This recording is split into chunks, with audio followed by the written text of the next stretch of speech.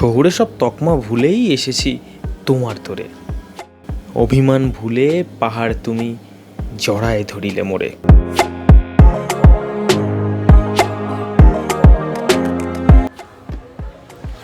What's up guys, my name is Shoptorshi and you are watching AS Flips. Now we are in Lepcha জগৎ আর আমরা যেই প্রপার্টির মধ্যে আছি সেই প্রপার্টিটার নাম হলো কাঞ্চনকন্যা হোমস্টে।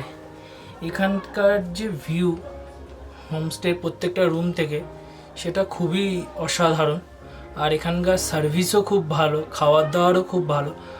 আমি এই হোমস্টের নাম্বার নিচে আমার লিঙ্কে দিয়ে দেবো, আপনারা যদি চান তো এই লিঙ্কে গিয়ে এই হোমস্টেতে আপনারা আসতে পারেন। আর আজকের যেটা প্ল্যান আমাদের সেটা হলো তিনটে জায়গা আমরা ভিজিট করব, সেটা হলো দার্জিলিং, মিরিক এবং ইন্ডিয়া নেপাল বর্ডার।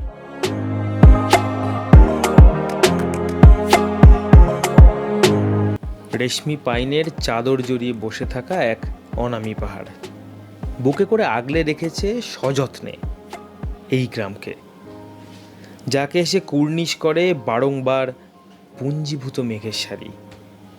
নাম লেপচা জগৎ।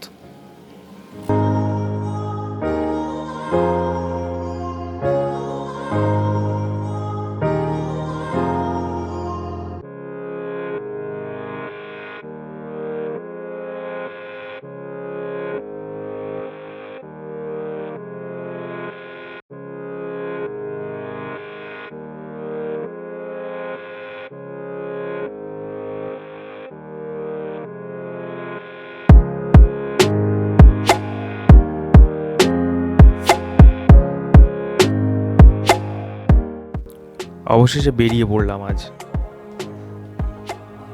মেঘের মাঝে নতুন করে পাহাড়কে অনুভব করতে।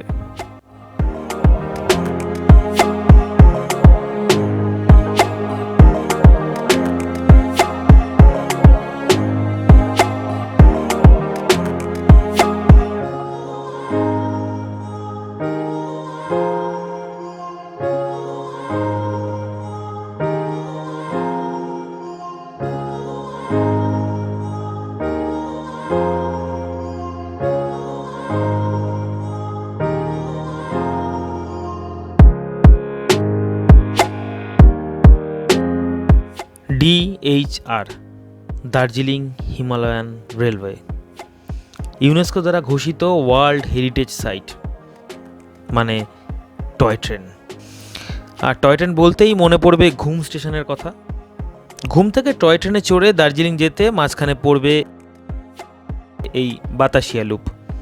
জায়গাটির দূরত্ব ঘুম স্টেশন থেকে মাত্র 1 কিলোমিটার। এই বাতাসিয়া লুপ তৈরি করা হয় 1919 সালে। রেলওয়ে ইঞ্জিনিয়ারিংয়ের এক বিস্ময়কর সৃষ্টি এই বাতাসিয়া লুপ। এই লুপে ট্রেন প্রায় 360 ডিগ্রি ঘুরে যায়। তার ফলে দার্জিলিংয়ের প্রাকৃতিক সৌন্দর্যের এক বৃত্তাকার ভিউ পাওয়া যায়।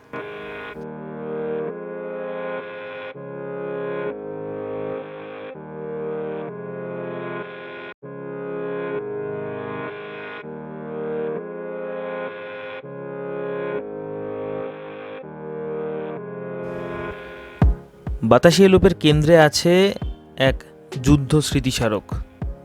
ভারত স্বাধীন হওয়ার পর বিভিন্ন যুদ্ধে নিহত গোর্খা শহীদ বীর সৈনিকদের শ্রদ্ধা জানাতেই 1995 সালে এই মূর্তির উন্মোচন করা হয়। এক গোর্খা সৈনিকের ব্রোঞ্জ মূর্তি এই ওয়ার মেমোরিয়ালে শোভা পায়।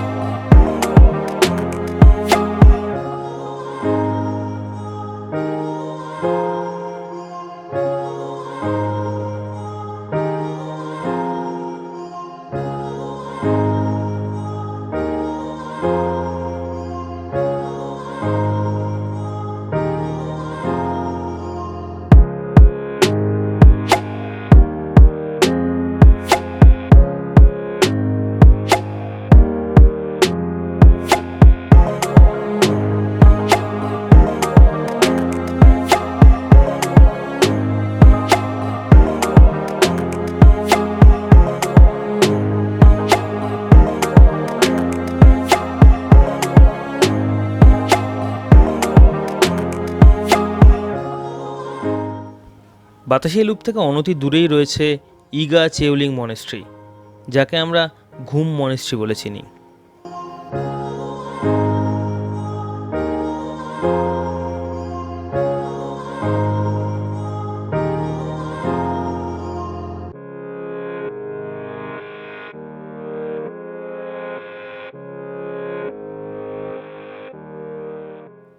এই মনেস্ট্রি তিব্বতী বৌদ্ধ ধর্মের গেলুক শাখার অনুবর্তী।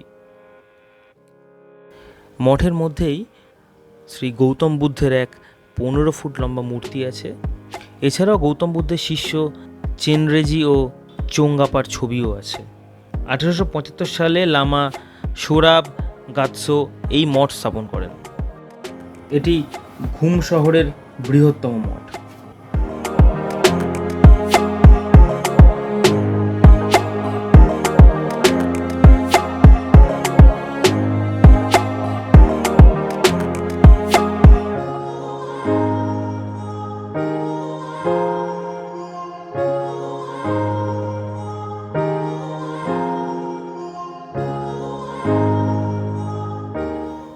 ঘুম থেকে দার্জিলিংয়ের পথে যেতে পড়বে দেলো মনেস্ট্রি। এখানে সাধারণ পর্যটকদের জন্য প্রবেশ নিষিদ্ধ।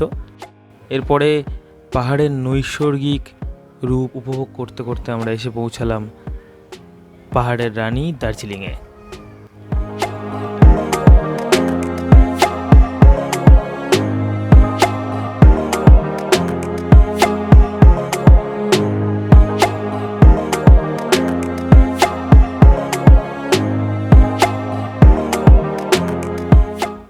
পাহাড়ের রানী দার্জিলিংয়ের একটু ভিড় উপেক্ষা করে দার্জিলিংকে পাশ কাটিয়ে আমরা এগিয়ে চললাম শান্তি স্তূপার দিকে।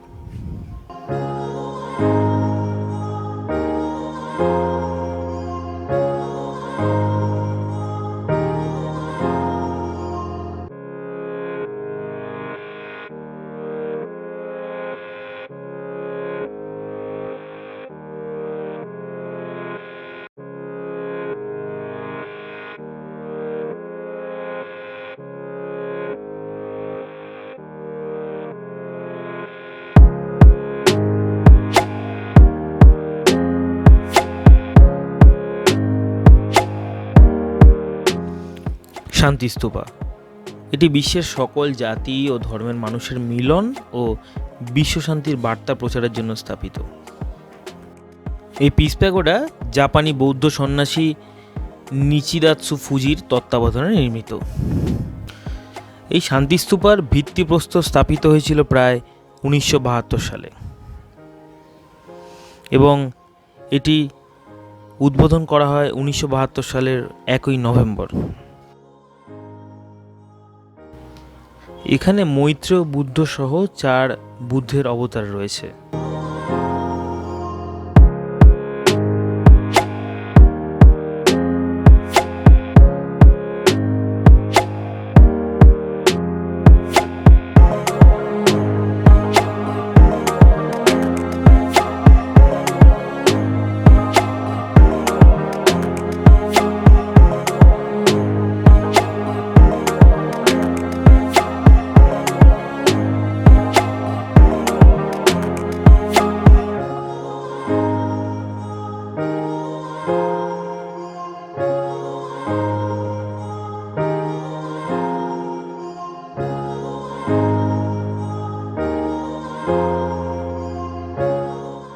শান্তিস্তূপার পরে আমাদের আজ অন্তিম গন্তব্য দার্জিলিং শহরের সবচেয়ে জনবহুল স্থান ম্যাল।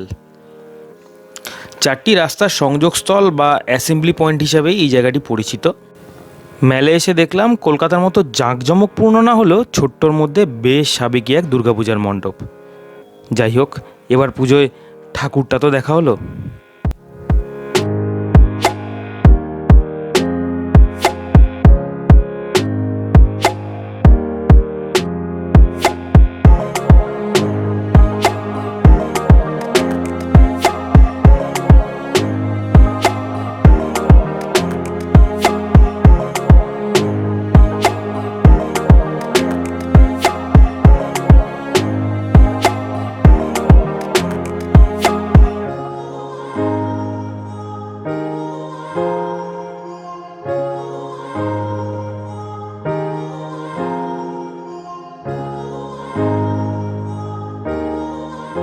মেল রোডের থেকে অনতি দূরেই রয়েছে গ্লেনারিস, প্রায় 100 বছরেরও বেশি সময় ধরে চলে আসে ইতিহাসের সাক্ষী।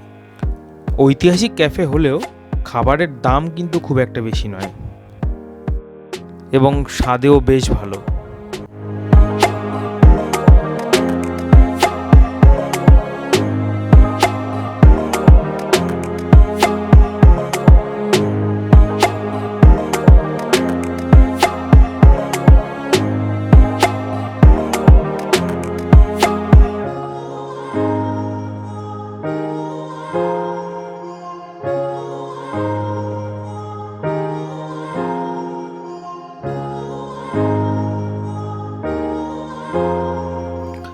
ঘোরার পালা অবশেষে আজকের মতো সাঙ্গ হলো।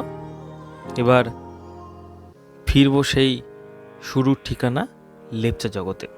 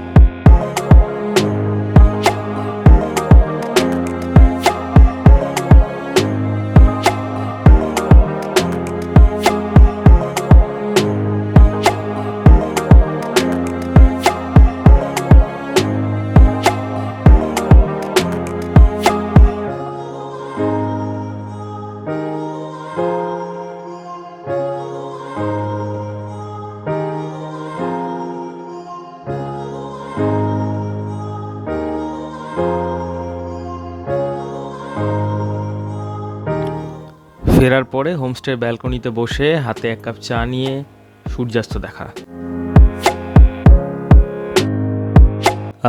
Dramatic combination.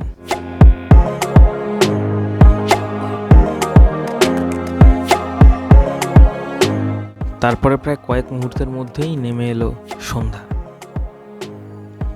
সন্ধ্যায় দূরের ওই দার্জিলিং শহরকে দেখলে মনে হচ্ছে যেন সহস্র জোনাকির অমাবস্যা। তবে আজকের মতো এতটুকুই। দেখা হচ্ছে পরের ভিডিওতে। Stay tuned.